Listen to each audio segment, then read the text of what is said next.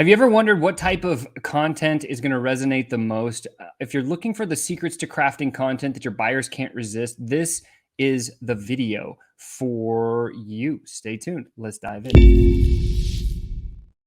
The FlowChat connector, Sean, back at you. Bam! Another high ticket tuna. Hope you're doing well today. Make sure and smash that like button. Share this out to somebody who might need to get better with communication. Today we're talking content, and of course, if you find some value in the video, please smash that little red subscribe button, turn the notifications on the bell. With that said, we're going to dive right in, and we're going to talk about secrets to crafting content that your buyers can't resist. Let's go. Okay, so what's the first thing we need to know? It's kind of an overview definition, right? So your buyer's journey, meaning where they are in the process, is very valuable. As you would expect, different types of content are required to meet different questions and queries at each stage of your buyer's journey. And as such, it's incredibly important to structure your broader content planning to cover off on each element, right? So what that means is basically your awareness level and the path that your buyer is going down, right? They're going to start from they don't know you from Adam, right? Depending on what market you're in, they're going to have a certain awareness level. If you've ever studied Eugene Schwartz, he's got the 5 levels of awareness.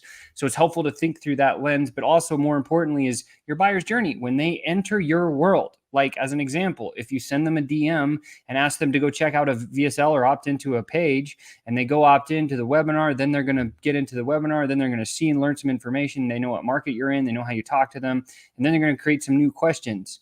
What do we do to address the people that are at that stage with those questions before they've bought? That's what this video is all about. So stick with me. Here we go. Let's talk about the top of the funnel. This is the very widest part of your funnel, the part where all the new traffic comes in, whether it be what we call inbound or outbound. Let me be very clear. Everything in online marketing is outbound, right? You say, no, Sean, I got inbound. Well, let me tell you, you created something before people started swimming in your direction. I've never met anybody who has a business that just opened their business up, set up a website, and all of a sudden people just started flocking to them and buying. Like that is very rare. If not, I've never heard of it, and I just don't think it happens. But if that same person creates some content, puts it out there, and now people start swimming in the direction, that's inbound, but we went outbound first. So you with me with that? Okay, so as long as we can agree on that, then that's perfect. And of course, if you disagree, drop a comment below. I would love to know. It's a conversation. It's not a one-way thing. So we're talking about inbound and outbound on the top part of your funnel, the coldest part of your funnel, or maybe when you're talking to kind of a warmer audience. What do you say? How do you get them in there? Well, what type of content works the best in terms of attracting traffic? According to social media today, how-to guides have a 72% efficacy rate in order of attracting the right types of content. Okay. So how-to guides by far above and not, if you're not building those, you should be, whether they be in infographics, if they be in forms of small short videos or whatever. Obviously there's 3 modalities that people kind of filter through. So you've got visual, which is going to be like video or infographic. You've got auditory, which could be like a podcast or a long form YouTube or something like that. And then you've got kinesthetic, how it makes somebody feel. That's the experience. So like if you think about TV shows, they do great at this because they chop the video every 2 to 4 seconds. And so they've reprogrammed our minds to have this very, very short attention span. That's where it's come from, is the general media building shows to keep you engaged and keep the serotonin just blasting in your brain. So again, the point is, if you don't have a how-to guide on doing something that, and again, we talk about Alex Hormozy last couple of weeks, how good he is at marketing and advertising. And again, homage to him, that dude is a stud. I've seen him go from zero to superhero, and it's been really cool to watch. But he is one of the better people in advertising, and he talks about building lead magnets. And so if we're talking about building lead magnets, what is a lead magnet? A lead magnet is just something that simply solves a problem and creates a bigger problem, right? So if that's the definition, if you create a how-to guide, say, for example, say you're a video editor, right? And what you do is you say, okay, well, like, I'm going to help people video edit paid ads, if that's what you do. And you put a piece of content out there, this free lead magnet, say, if you're the video editing company, and you say, look, this is the easiest script to follow when you build a paid ad, or here's how you write the script to build a paid ad video. right? And then now they go and they try it and they mess up and you're like, hey, I can edit your videos and make them look sweet. Boom, got them, right? So it just created a bigger problem. Like what happened was they see that thing of how to do the one thing, they go try to execute it and it's way harder. And then they turn around and say, well, shoot, I should just go back to the person that gave me the thing.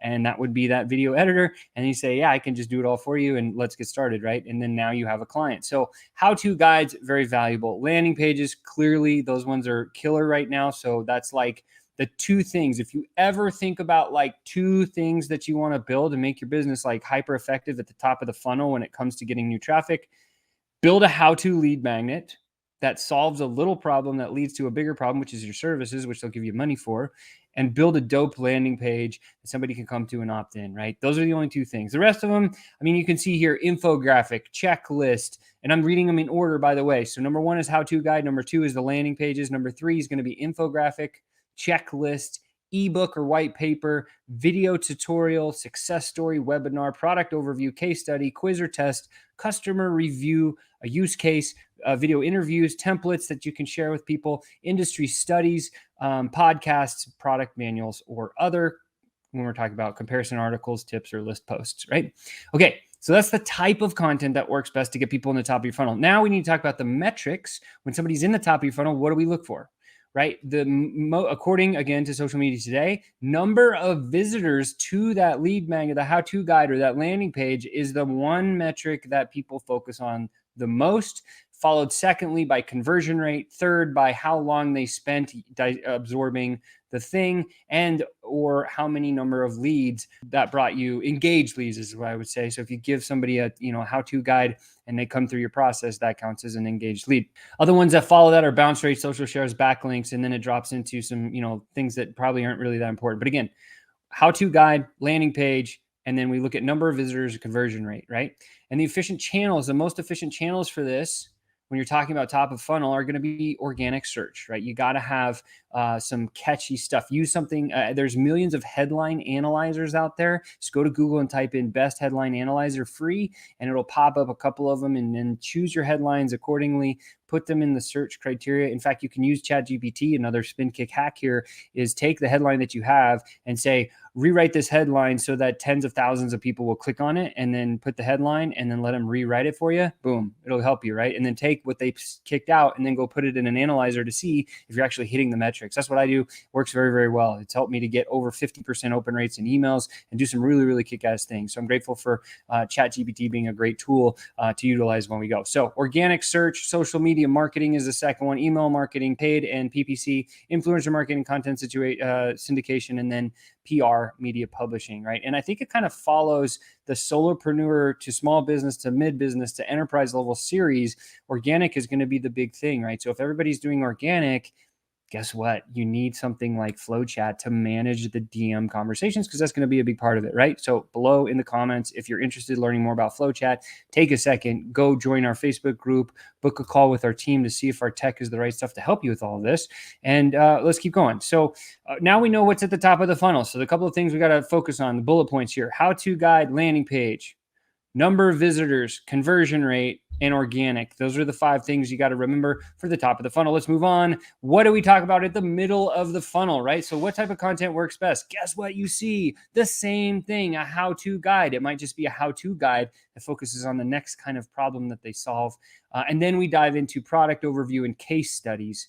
And then landing pages and webinars and success stories follow very closely after that. But the thing again is like how-to guides are killer. You need to get one. If you don't have one, go build one right now. And then of course, once somebody gets in and starts absorbing some of your content, we need to have some sort of a product overview. The services, the product that you deliver to those people, it's valuable to give them something. Like an example, we have a case study by case study. So if I have a great branding agency that's come through and rocked it with FlowChat, you can guys go check that out. Just type in flowchat.com/case-study-Fabi, Fabi.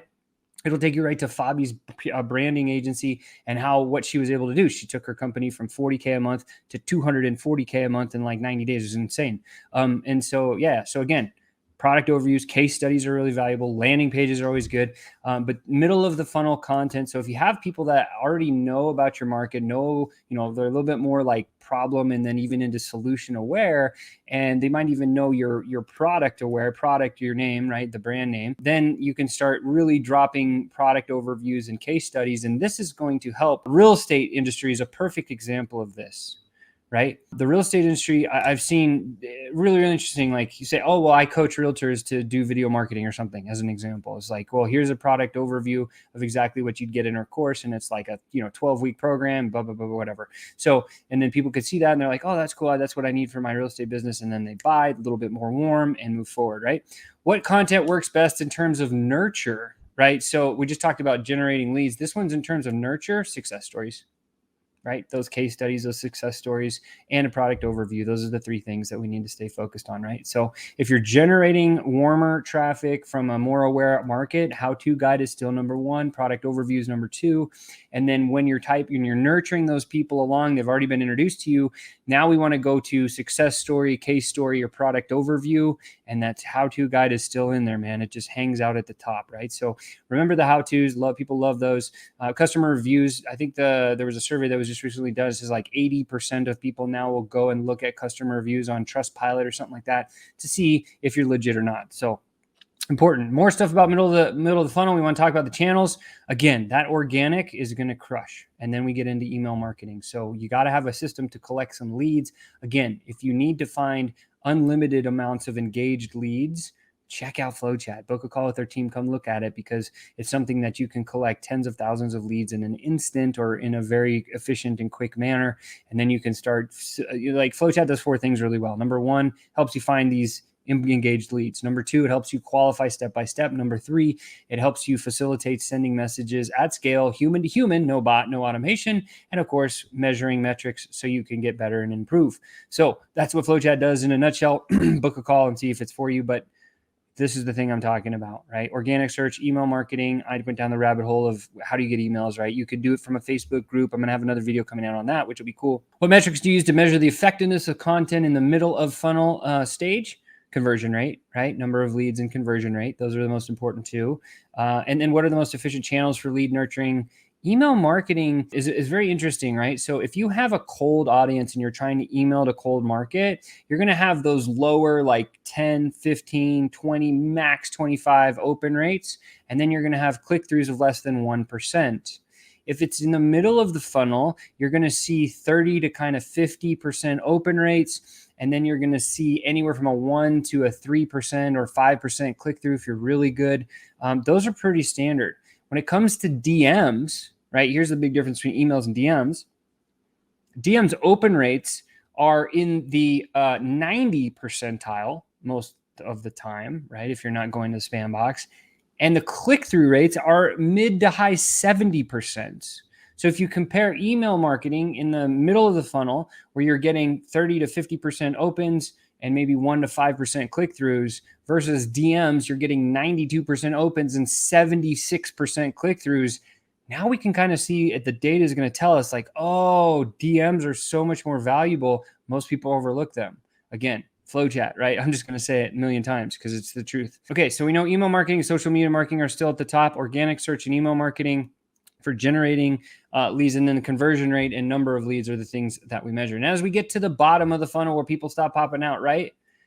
Now the focus shifts. And so now the top performing content to the people that have become aware of you, they're in your space, is going to be product overviews and customer reviews and success stories. Product overview, customer review, and success stories. So they're looking for people. So when your prospects say to you, hey, do you have anybody else I could talk to that's already gone through your service? This tells me that person is deep into my funnel and at the critical point where they're going to make a buying decision fairly quickly. So very, very valuable to kind of hear that feedback and know that feedback. The most efficient channels are, again, now going to be email marketing and organic search. And now we get into some paid stuff. People always ask me, Sean, when do I use paid advertising? Well, paid advertising should be used after you have a proven product, a proven path, and you've sold a bunch of stuff and you know what the market wants you to say in order for them to buy your stuff. Then and only then should we go into paid advertising. Why? Because we're not going to mess up. We know that these words are the things that convert. This body language, this tonality is the right move. And then we start putting that into paid dollars, and you put that behind the business plan, and boom, now you start to get these people that are going to come your way, right? In the beginning, when you don't have a proven path, a proven product, you don't have maybe even an offer, what do? Right? We go very cold, we go DM outbound to very cold, and we start getting feedback. And that helps us to start forming our offer. Talk to your warm market, go to the cold market. I love the cold market because they critique you very critically. And those critical critiques are what leads you to sharpen your knife with your product or your service. Okay. And lastly, of course, it's going to be conversion rate and then number of payments and return on your investment to get that information out. Those are kind of the bottom of funnel metrics that are very, very valuable and important. Well, so with that said, again, this was a little bit of a deep dive into some things that I think are incredibly important. Again, if you found value in this, please smash that subscribe button, like this channel, and don't forget, smash that thumbs up. It's really easy to do. With that said, I can't wait to see you next time. Ciao for now. Happy day.